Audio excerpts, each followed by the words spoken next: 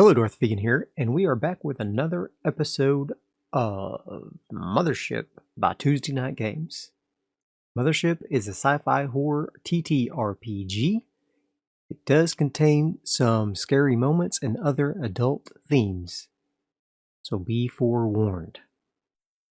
Okay, we are currently orbiting Aria now, and Cade is going to begin our descent to the location.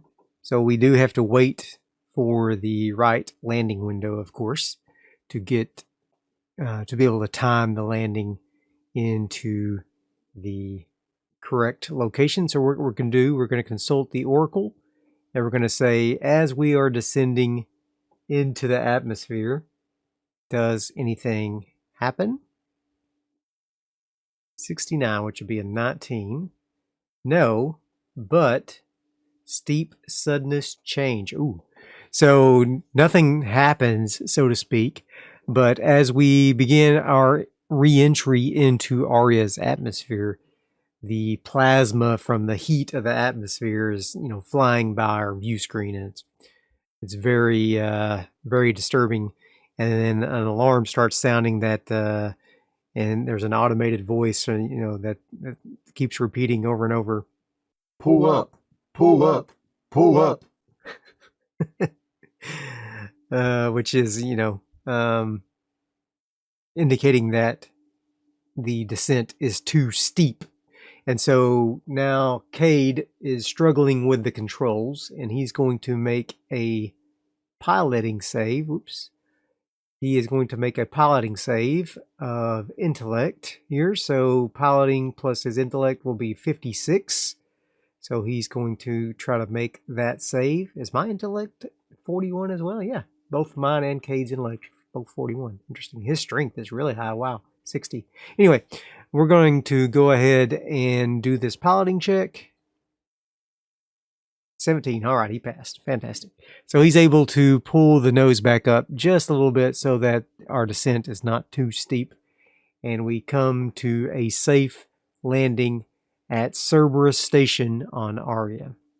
All right, so we are coming into a landing here on Cerberus Station. This is our landing. The control tower tells us to land in this docking position here. On the station pad, we see a couple of other ships are landed as well, and then there's some smaller vessels and other things that are scattered around. And then there's a few, also some open landing bays as well. And then we can see the station with a train sitting at the station currently waiting to be loaded with supplies and things that we are bringing for the load. So we go ahead and we land the Merida on the landing pad and lower the loading dock. And so now we have to make a decision. Is Cade going to come with us on our trip, or is he going to stay with the ship? Cade, are you going to stay with the ship, or are you going to come with us? Are you coming with us? Cade, are you coming with us?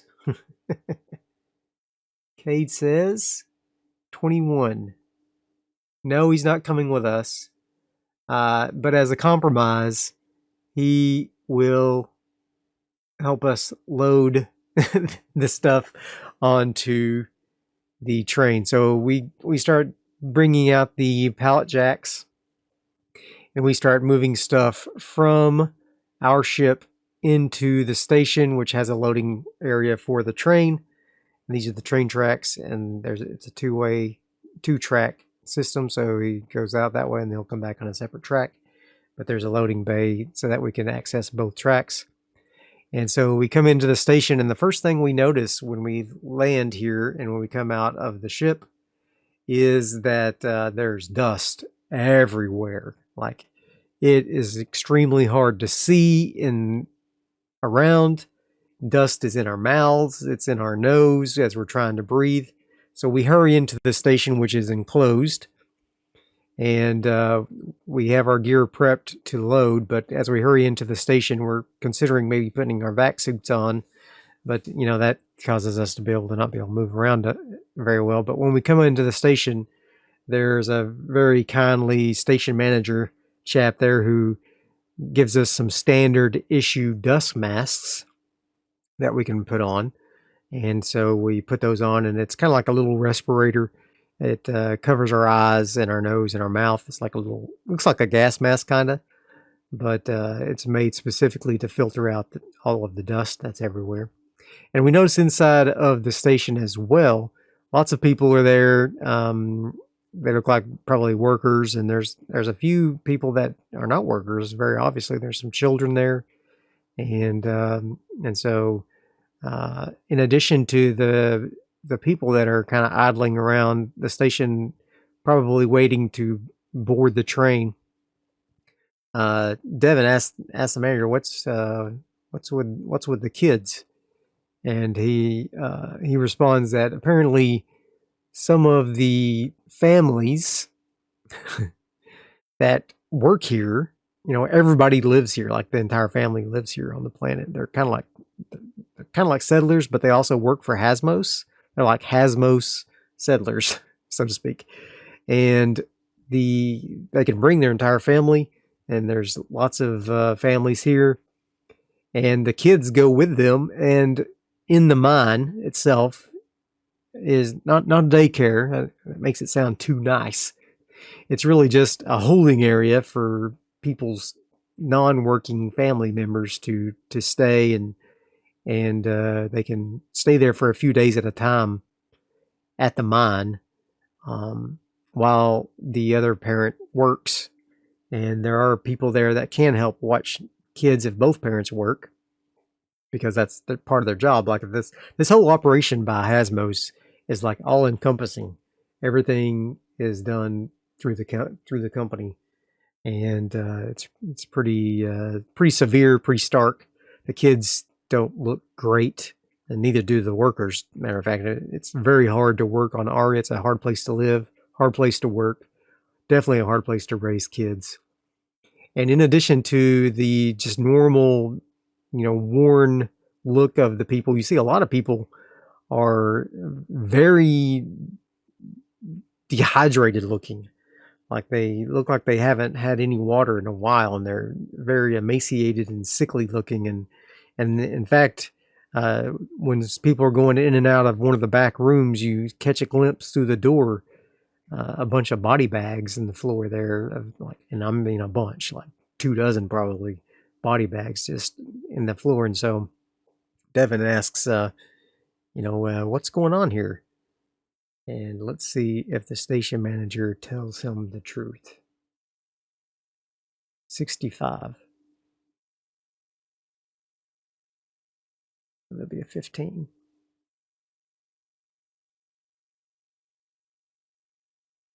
No, but digestion necessity. Oh well, you know how how things are with the company. There's been a shortage of medicine and water. Luckily, you're here today, bringing some of the much needed supplies here. Unfortunately, we have had a few incidents at the mine that resulted in some deaths of some of our treasured workers. May God bless light their souls, of course, on their journey into the afterlife. But unfortunately, that did happen, and we're severely regretful. The company is, of course, going to compensate the remaining family, handsomely, and make sure that they're well taken care of in these hard, difficult times. And so Devin, he's going to make an intellect check to see if he believes this guy. He does not believe the guy, so he can tell that he's lying. But he's going to just store that away. I mean, he can't. It's not going to confront the guy. There's no way that guy's going to tell him the truth. But if he gets an opportunity, he might take a look and see if he can figure out what exactly is going on with these people. Why is there? I mean, it's a desert planet. Of course, people are going to get dehydrated, but this looks like very severe. And so, he kind of looks at Cade, and Cade kind of shrugs his shoulders and like, ugh. And so they put their masks on and they get to work. loading up the supplies for the train. And then Cade says, when they get everything loaded, Cade says he's going to go ahead and load up some of the sicker people into the dropship. Since it's only 2 days away, I can stay here and do the work for these 2 days, and he will take a load of people back to Hasmo Station to be treated, hopefully before they perish. And so Cade's going to get to work on loading those people. He can take up to 12 people, and so hopefully he can, get them back before they too succumb to their dehydration injuries.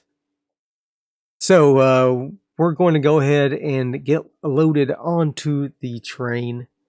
After loading the train at Cerberus Station, Devon goes ahead and gets on board one of the passenger cars there, and there are multiple seats for passengers on both sides of the aisle of the 2 passenger cars, and then there's probably a good dozen cargo cars that follow the passenger cars. And of course, the engine is self-enclosed. It's driven by an AI, and there's not even a compartment for an engineer or a driver of the train. There is an emergency access panel inside the back part of the engine there, and there is a Hasmos employee that quote unquote runs the train.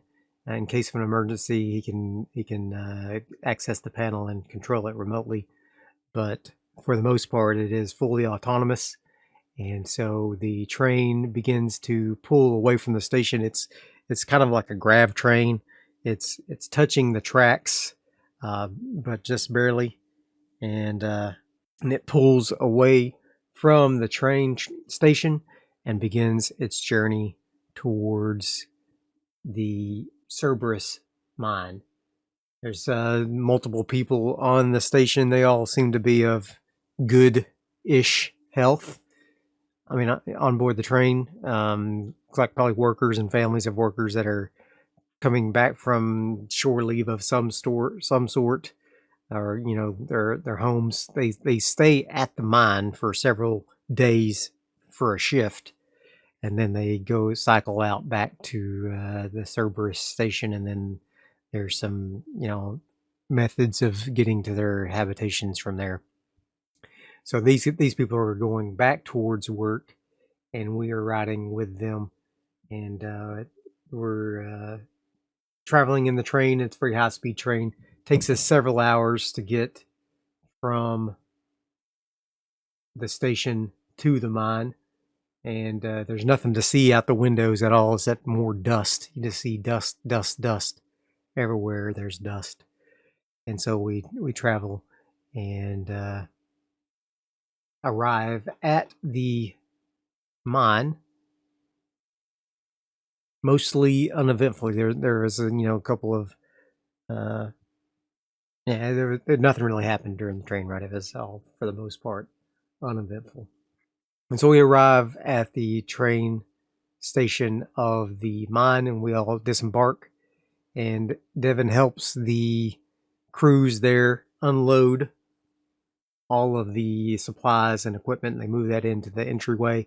Whenever they walk into the entryway of the mine, it's fully closed. It's not like a hole in the side of a mountain. It's a large building that they go into, and then there is a descending ramp that goes deeper into the mine as you go deeper into the facility. So we're there in the entryway. We come in here, and once again we see even more people that look very, very ill. Like they look very sick. And once again, there are some people covered up with blankets who have recently passed. And it's just people are everywhere. Dozens of people that look very, very ill. There's a foreman that looks very, very bedraggled, like he looks frenzied beyond the scope of his normal duties. And so Devon goes up to him and introduces himself. Hello, I'm Devon. And the guy says, what do you want, man? What do you want? Devon's like, oh, I'm here to help repair the drill. I heard there was an issue with it. I brought a bunch of parts. I brought some supplies, medical supplies. Looks like what's going on here? Is there a disease or what's happening? What's wrong with all these people? Let's roll to see if he tells the truth. 58. So that would be an 8. Why is everybody lying? No. He does not tell the truth. He's like, they're just lazy. People are lazy. They just want to lay around. They don't want to do any work. No one's ever good for anything anymore. It's just whining and complaining. Oh, I'm sick. Oh, I'm tired. Oh, I'm thirsty. Yeah, well, you know what? Get back to work. That's what we're here to do. We're here to work. The company is counting on us, and we got to do what's right for the company. Devon, kind of scowls at the guy. He doesn't like that answer at all. And he kind of points at some of the dead people that's just recently covered up. He's like, that doesn't look like laziness to me. And he kind of takes a step toward the guy in a threatening manner. And he says, tell me what's really going on here. Let's see if the guy is threatened by Devon's imposition. 19.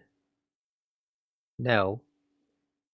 But while he's talking to me, a fly that looks to be about the size of a dragonfly. If you've ever seen a dragonfly, but it's a large insect, but not overly large. It kind of flies around in the air there around the Foreman, and he looks scared to death. He is mortified of this fly, and he's swatting around at it, and he's dodging out of the way, and he kind of just looks at Devon. He doesn't even say anything to Devon. He just kind of shambles away from the fly, and meanwhile the fly is kind of buzzing around his head, and it kind of follows him as he runs towards one of the little office areas. And so Devon is interesting. What in the world is going on here? I wonder if those insects have something to do with these people. So he's going to go over there, and there's somebody who's trying to give water to several people. They're going from person to person, giving them water. Devon goes over and introduces himself and asks if they know if these people were bitten by these insects. Let's see what the person has to say. The person says they don't really know. They're just kind of medical, not even really medical staff here. They're just medically trained, so they're trying to help treat the people the best they can, even though they give them water and they just keep giving them water, but they just get more and more dehydrated no matter what they seem to do.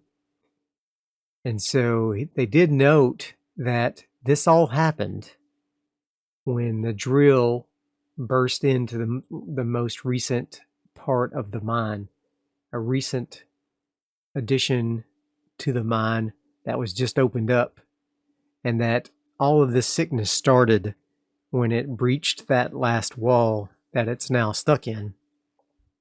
And after that happened, it's all pretty much been downhill for the colony since then. Or not for the colony, but for the mine. So far, no one outside of the mining area has become ill. It all happens to people who are here in the mine. And so Devon is pretty convinced that it has probably something to do with the insects in some way. And so he's going to go, he thanks the person for their help. And he's going to take one of the pallet jacks of the equipment. He's going to start pushing it down the ramp deeper into the mine. And as he passes from the entryway that's a lot of little habs inside the entryway where people can sleep and cook and eat and, rest. Multiple habitations in there that people can rest in and whatnot. That's where that one guy left to. Devon sees evidence of people not working like everywhere, like there's tools scattered around. And as he passes from the entryway into the storage, there's crates and crates and crates full of the ore, whatever they're mining here. There's crates of it inside this area, and it looks like it's just not being processed. Like it hasn't been boxed up properly and or crated up properly. There's no lids on the crates or anything. It's all just half finished work, like everywhere. There seems to be just a huge stoppage of work, which makes sense for the foreman to be so frazzled. But it seems like he would have been maybe a little more forthcoming about what's going on. Why is he trying to hide it? It kind of reminds Devon of TEL 022 when you got this weird research station or whatever it is, and what were those people doing? I don't want to dwell on that too much, but so he's going to go ahead and walk on into the equipment area, walks further on down into the equipment area, and let's see what happens when he walks into the room. What does he see? 57. Looks like something happened here. A lot of the equipment is damaged, and there's just broken stuff everywhere. Pieces of machinery that are broken, tools discarded and broken. And as he's kind of like poking around, there's just seems like something happened here that destroyed a lot of material. Both you even see some bloodied clothing and things like where people were injured, and something really bad happened in this part of the mine for sure. And so he's going to press on further. Let's do a fear save first, because something is definitely going on at this place. Oof, a bad result. Not a critical fail, but a bad result regardless. So he's going to increase his stress to 3. All right. He passes from the equipment room into the active mining area. And when I say active, it was active at some point, but it's not active now. You can see the drilling machine is sitting idle. It too looks severely damaged, like there's damage all over it. And there is a breach in the wall of the mine that it looks like it opens up into a little bit of a cavern in there. It's not like a huge cavern. It's big enough to like crawl in. Like you can't stand all the way up inside of there. You'd have to like get down on all fours to crawl on inside. So Devon takes his flashlight and kind of starts looking around inside the room to see what he can see. 14. So there looks like there's been some sort of attack going on in here. Like you can see some empty shell casings laying around from firearms being discharged. There's lots of damage to, like I said, the machinery. There's lots of like places in the rock wall, not from mining, but looks like gunshots, like, where rocks have been hit by firearm fire. And so he continues to kind of look around, and he's going to go ahead and set his tools down and get his pallet jack unloaded.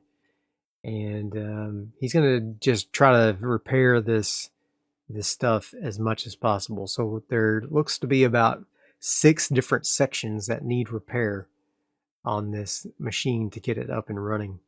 And so he's going to try to repair these 6 locations on the machine and hopefully get it done before anything crazy happens. So let's go ahead and do our first check.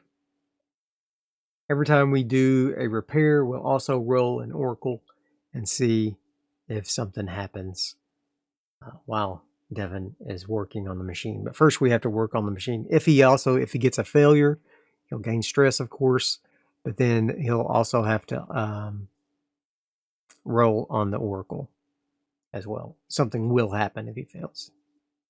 Is that fair? Yeah, that's fair. I don't want to over risk myself here. All right, so let's go ahead and roll. Oh, I never did add my work clothes here. Devon is going to go ahead and roll his mechanical repair. He's got 6 repairs he needs to do in order to fix this mine back up, and he can get the heck out of here. Or he could stay and try to figure out what the heck's going on. But first things first, he's got to do his job.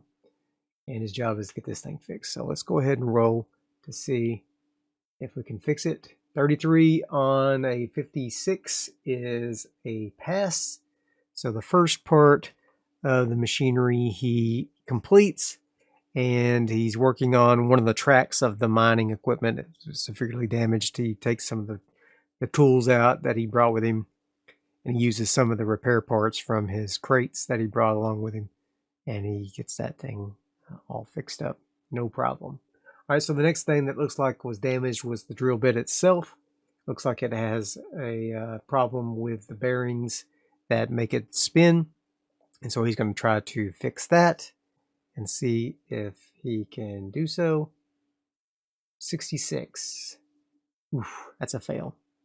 So he failed, and that gives him a stress. And then we also are going to have to roll on the oracle to see what happens. 21. 21 is breach, surprise, compromise. Uh-oh. So as he's working on the drill bit, out of the little tunnel there come 2 of those little dustflies. I'm going to call them 2 of the little dustflies. And the dustflies have a combat of 15. And since Devon was working, he didn't notice them coming out. So they're going to go ahead and they're going to get a jump on Devon. They get to move first.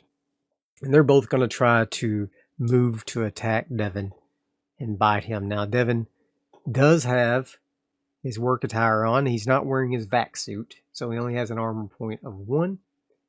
And he doesn't have he does have his revolver, but I don't know if shooting a dustfly is the best idea. Looks like some people tried that earlier, didn't have a lot of luck, so we'll see what happens. But the first of the dustflies comes, and it tries to attack Devon. Its attack is a 15, so it's a really low attack. It failed miserably. The second one is going to move to attack Devon, and it rolled a 56, also failed.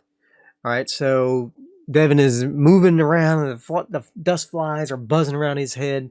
He's kind of swatting at them the best he can, and he grabs his wrench from his toolkit that he's using, and it's an improvised weapon. It gets a 1d5 of damage if he gets a hit. And he's going to try to smack one of those dust flies out of the air. So Devon is going to go ahead and roll his attack. His combat is 45. Doesn't get to use any of his skills for that, unfortunately. Oh, barely succeeds, but he succeeds. 43. He hits the fly, and the flies only have 1 hit point.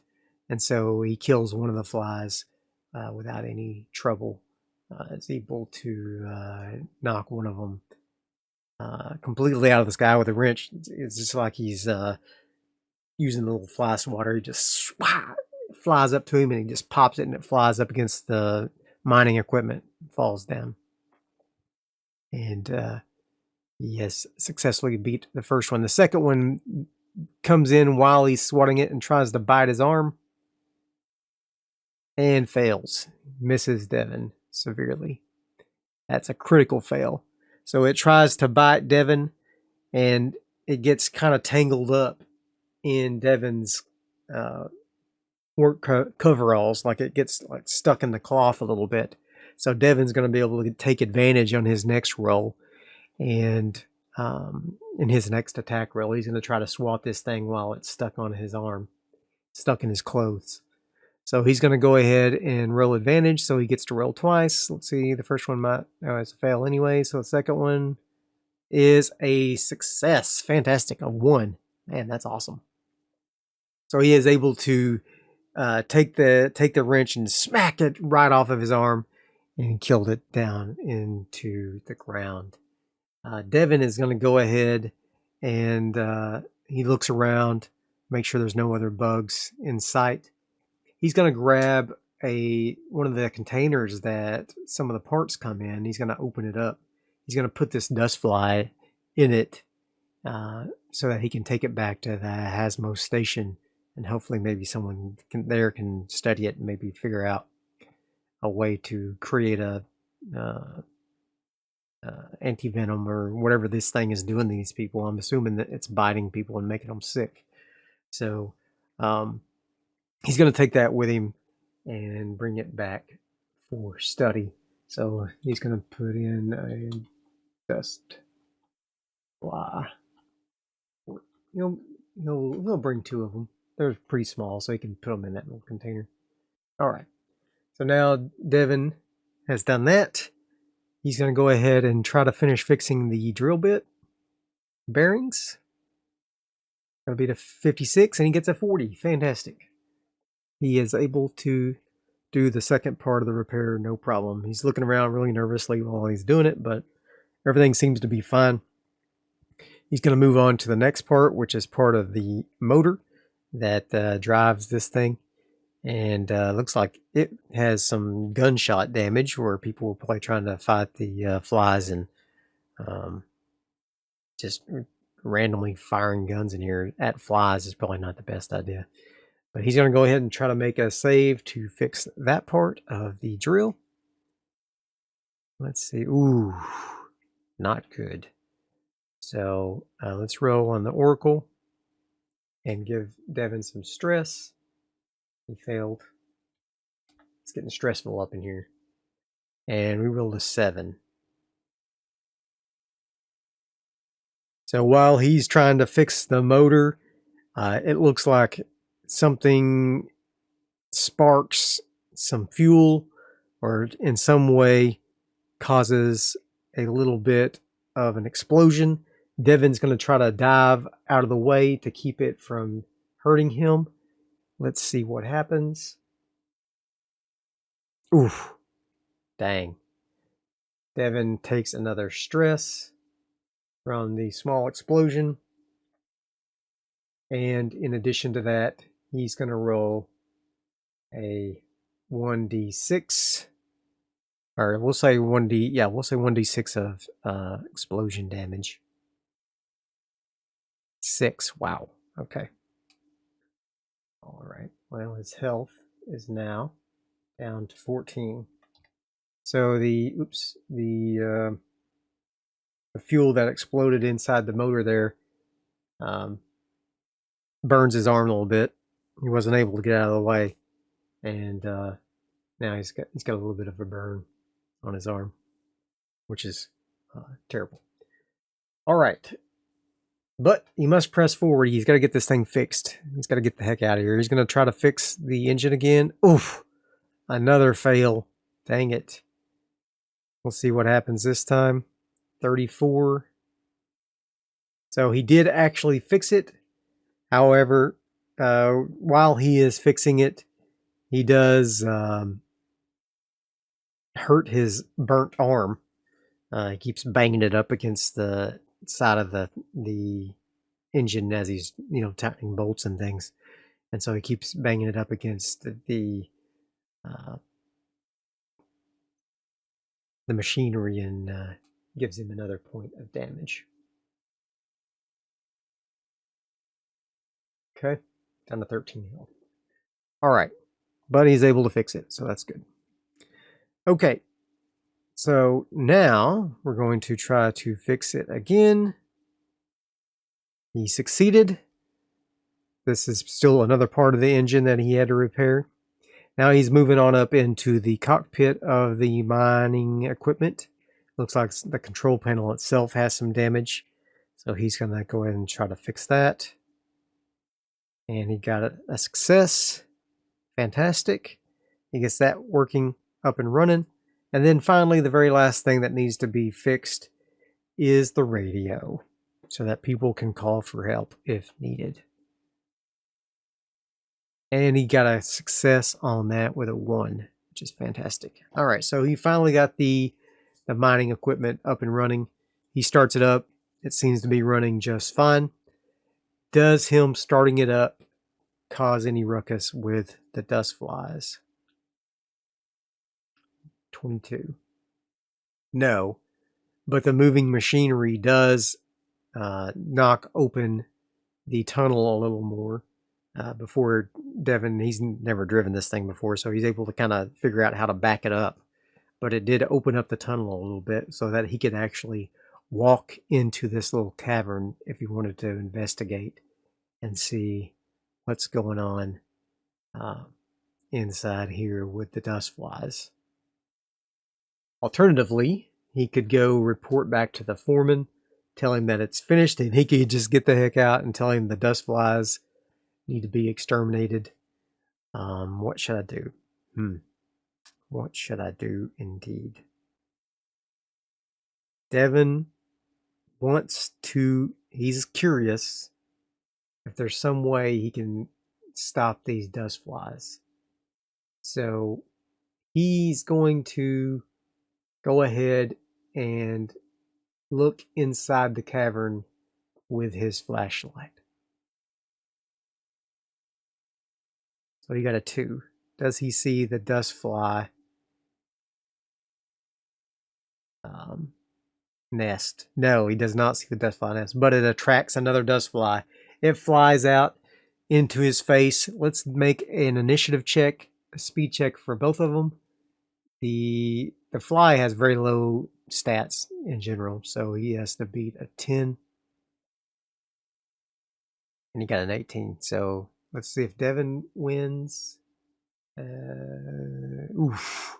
Critical fail. So even though the other creature failed, Devon failed worse. So it takes initiative and gets an attack with advantage. 73 fail and a 24 fail. Fantastic. So even with advantage, it still failed its attack. Devon's going to go ahead and dodge out of the way of this Dustfly as it's trying to come in and bite him again. And then he uses his wrench once again. He's going to try to hit it. Kill this thing. He gets a 42 out of a 45. Once again, smacking the fly, knocking it out of the ground, and successfully killing yet another fly. He's going to go a little bit deeper into the cavern, and it's all just kind of it's a natural cavern, but it looks very smooth. Like something in here is very efficient at making tunnels in rock. And so he digs a little bit, or not digs, he pushes a little bit further into the cavern.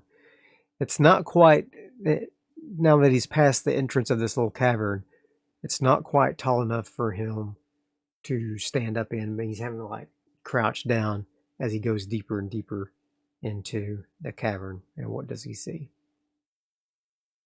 He attracts another fly. This time he is ready, so it doesn't get surprise on him. And they roll for initiative once again. Fly gets a 91. Devon gets a 34, which passes his speed check. So that means he wins automatically. He's going to roll combat. He's going to try to swat this fly out. Ooh, very nice. Hits the fly, kills it. And now he pushes further on into the cave. He's going to look around. He sees 39. He sees the nest.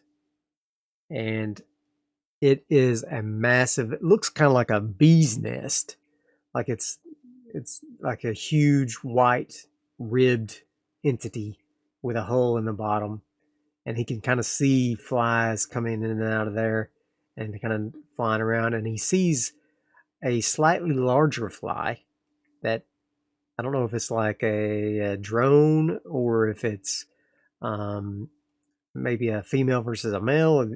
Who knows? A slightly larger fly, and it is burrowing into the side of the rock there, and you can tell that it's eating specifically the ore that the people are trying to mine here. And so obviously the mining activity here has aggravated these creatures in some way, these Dustflies. And Devon's going to pull out his... actually, you know what? Devon is going to back out very slowly from this area. And he's going to go back into his supplies. And let's see if he brought anything. Did he bring anything that can be used as an explosive or anything like that? So he's looking around in his supplies, and he sees an oxygen container used for a vac suit in some of the supplies. So he's going to take that over there, and he's going to take the oxygen container, and he's going to open it up slightly so that oxygen begins to kind of escape in the area directly below it, or directly above the oxygen tank. And is he able to do that without the flies getting aggravated by him? He's going to put it below the nest. 48. Yes, he is able to do it. He's able to make that intervention without the flies noticing him. So now the oxygen tank is directly below this Dustfly nest and is spraying pure oxygen up into the air there. And Devon's going to take very, very careful aim, so he's going to get advantage because he's taking careful aim with his revolver. And he's going to shoot this oxygen tank. So he's going to get advantage on his combat roll. But he don't need it. First hit. Boom! The explosion rocks the little area that he's in there. Luckily, he's behind the cliff face, and he doesn't get damaged by this explosion. But it completely obliterates that Dustfly nest, and in addition, it obliterates the that drone that was flying out, and any additional flies that were flying around in the area. Completely destroys them. He backs back out of the tunnel, and as he's doing so, several of the workers come running in. Some of them have weapons, some of them have like shotguns, and a few of them have revolvers and other weapons of other types. And they all come running in like, wow, what's going on? What's going on? Devon explains to him that he was able to destroy the Dustfly nest, and that for now they're safe. He's going to take these flies back to be studied and hopefully help develop a remedy or something for these people with their affliction that Dustflies caused. So he's going to go back and he's going to tell. He finally finds the foreman, who is, you know, looking very grateful, but still acting all kind of high and mighty like corporate goons do, you know. He's like, oh, yeah, thank you very much. Took you long enough, you know. Yeah, you could have done that, you know, probably a lot less time if you hadn't been messing around. And Devon just, you know, he hates this guy. God, he hates him so bad. But he doesn't report directly to him, so he just lets him know that, hey, it's done. The Dustflies have been taken care of, and he's gonna load up this ore, or he'll help load up the ore if they're ready to load up the train. He'll head on back to the station and wait for Cade to get back. Unfortunately, Cade, is already gone. He's already left with those people, so Devon is just going to be sitting at the station waiting on Cade to get back. But so he helps load up the train once again. He's going to leave all the equipment there that he didn't use, for spare parts and things like that. Everybody's very, very happy, and they're all like, giving him pats on the back. And one guy gives him 5 credits. It's not much, but maybe this will buy you a cup of coffee or something back on the station or whatever. And another guy's like, buddy of mine works in a nearby station. If you ever need anything, I'll give you his card, and you can look him up, and maybe he'll owe you a favor in my stead. Gives him a card for a Dr. Addis on the Siesta 3 station. He says he owes him a favor. You should look up this Dr. Addis. We saw an ad for this Siesta 3 station on the map here in the Joy system. So, Siesta 3 C-Class Green Star Logistics Automated Service Station. Interesting. Yes, Siesta 3. So maybe we could go there sometime and talk to this Dr. Addis. He does mention that he is a botanist. He studies plants, and sometimes he's a little bit of a entomologist as well, likes insects. So maybe we'll keep one of these little samples for him to set aside and do some stuff with. All right, so we're going to go ahead and load up the train. And so we get that loaded, and we're going to hop on the train and start heading back as we go. Thank you for watching another episode of Mothership Hell Train. Hope you enjoyed this episode. If you did, be sure and hit that like button, and I'll see you guys next time. Bye.